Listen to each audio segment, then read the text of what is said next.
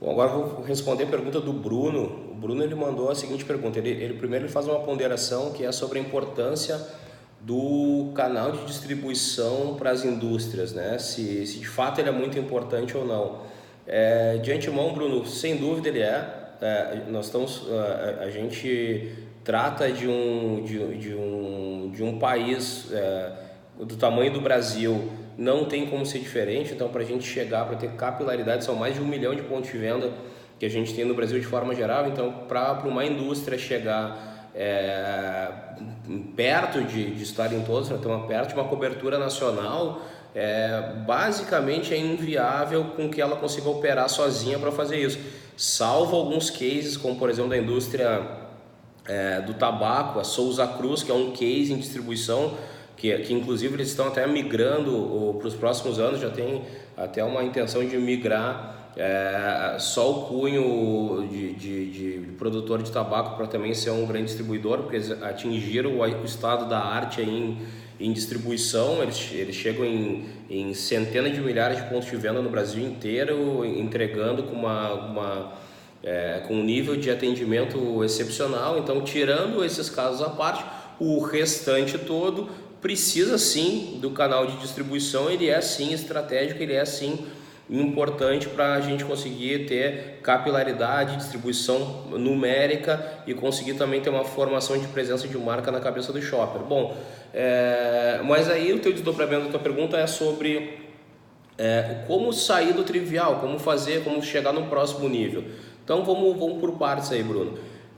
Quando a gente fala em distribuição, e cara, eu sou um verdadeiro apaixonado no assunto de distribuição, eu tenho uma série de cases que eu posso dividir contigo da minha carreira executiva em relação à distribuição, que é um canal que eu acho sensacional, porque tu começa também, inclusive, fazer sinergias dentro de algumas pastas. Eu vou te dar um exemplo. Eu trabalhei durante algum tempo com utensílios de limpeza caseira, então esponja era um produto que eu tinha muito interesse de chegar com uma distribuição numérica forte, porque a esponja ela tem um giro bom, ela é de alta penetração, a maioria dos lares utilizam esponja, é um produto de nível básico dentro da carteira de limpeza caseira. Só que a esponja por si só, ela não é dos itens que mais giram, né, dentro do supermercado, então ela tem uma certa resistência para fazer volume, etc., apesar da boa lucratividade que ela tem. Mas o que acontece? Quando tu começa a dominar o canal de distribuição, tu começa a encontrar sinergia dentro das pastas, como por exemplo, tinha distribuidor atacadista com que eu trabalhava na época, que eles também eles vendiam também de uma outra indústria, de uma parte de uma outra indústria, detergente. Ou seja, eu conseguia pegar um produto que ele é altamente coligado com o meu negócio, que ele, diferente do meu, ele tem um giro ainda maior, só que ele deixa uma margem pequena. Então o que a gente acabava conseguindo fazer? Chegava numa distribuição numérica muito maior, porque o detergente líquido ele chega em muito mais lugares do que a esponja, e eu conseguia mandar isso junto. Então a gente conseguiu grandes resultados em trade em função dessa sinergia, dessa simbiose quase, que a gente consegue algumas pastas de distribuição. Bom, mas falando do próximo nível, tá, Bruno? Cara, a primeira coisa, tá? Eu acho que, antes de mais nada, eu quero dizer que eu não acho que não tem culpados, tá? Acho que a indústria tem a sua falha em algumas coisas em relação ao distribuidor, e o distribuidor também tem a sua falha. E a grande falha, talvez, cara, seja no nível cultural e educacional das pessoas, porque, principalmente falando do setor comercial, até hoje muito se faz num relacionamento, né? Ou seja, eu me dou bem com o cara, a gente toma um café junto, cara, e aí qual é o pedido o que tu tem de pedido para mim, etc.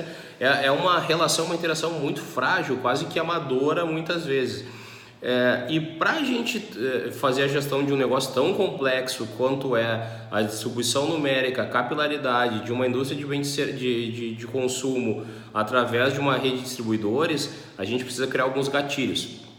Então, respondendo a tua pergunta, as tuas duas perguntas em uma só, eu vou te dar o case do programa de excelência. O programa de excelência em distribuição, por exemplo, ele nada mais é que um programa meritocrático, que ele tem seis objetivos macro, mas eu vou te falar dos dois principais, que é orientar e padronizar. Então, o que acontece num programa de excelência em distribuição? A primeira coisa, cara, é que tu consiga de forma automática, não empírica, fazer uma orientação massiva, ou seja, se tu tem uma carteira de distribuidores lá de 50, 100 distribuidores, tu consiga orientar todos da mesma forma, de forma automatizada, e fazer avaliações recorrentes de forma automatizada também, e essas avaliações geram uma pontuação que por fim gera um programa de meritocracia.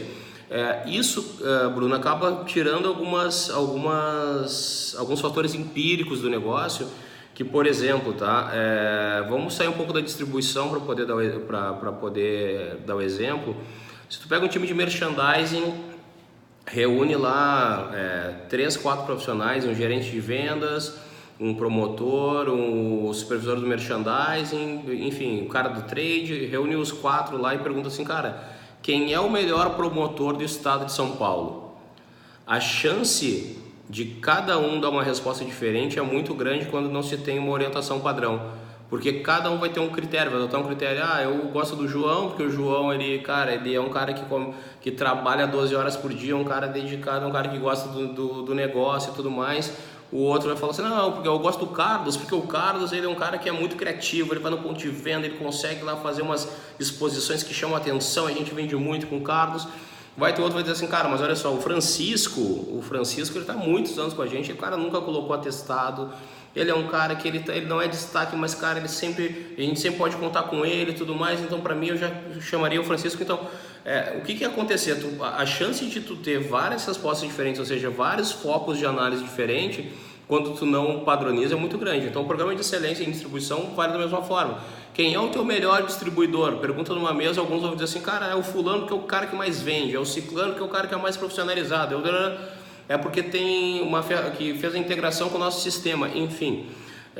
Quando tu começa a parametrizar isso, e tu começa a pontuar e gera escala de eficiência, acaba acontecendo que todo mundo gasta energia indo para o mesmo lado. Ou seja, tu vai dizer para ele qual é o tipo de logística que tu quer fazer, tu vai poder dizer para ele qual é o tipo de atendimento nos principais clientes dele que tu vai querer direcionar, como ativar os materiais de ponto de venda da maneira correta, como mensurar isso, em relação à venda de volume por família, foco em lançamento, tipo de cliente, ou seja, tu pode desmembrar uma série de coisas. Para te ter uma ideia, hoje a gente tem listado mais de 150 possíveis indicadores.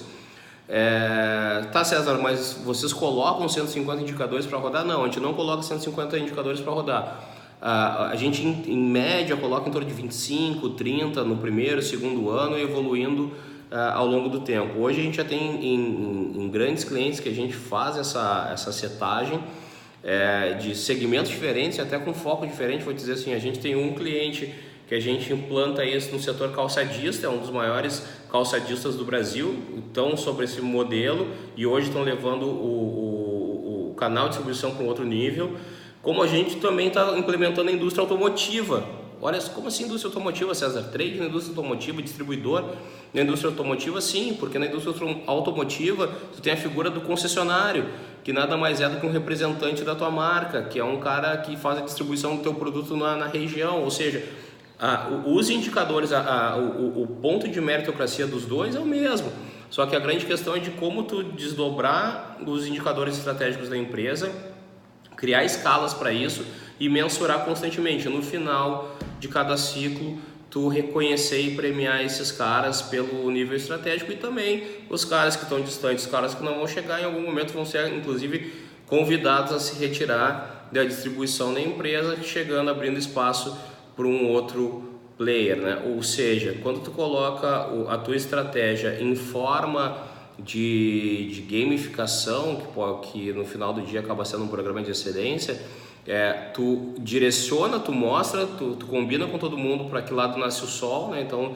todo mundo sai em direção àquele caminho, né? Ou seja, quem está indo em direção ao sol está indo em direção à excelência, está indo em direção ao que a empresa precisa, e quem não está indo, em algum momento vai se perder da turma e vai automaticamente vai ser removido de uma maneira muito tranquila, de uma maneira muito clara, e inclusive vai saber por que está saindo. Beleza? Espero ter te ajudado, cara.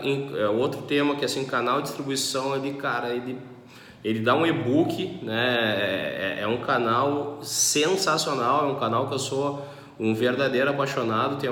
Tem algumas coisas no trade marketing que eu simplesmente sou fascinado, e o canal de distribuição é uma delas, cara. É um mundo de oportunidades, assim, ele não só é importante, como ele é fundamental. Se tu souber utilizar ele a teu favor, tu acaba construindo uma vantagem competitiva sensacional para o teu negócio. Tá bom? Espero ter te ajudado. Um abração.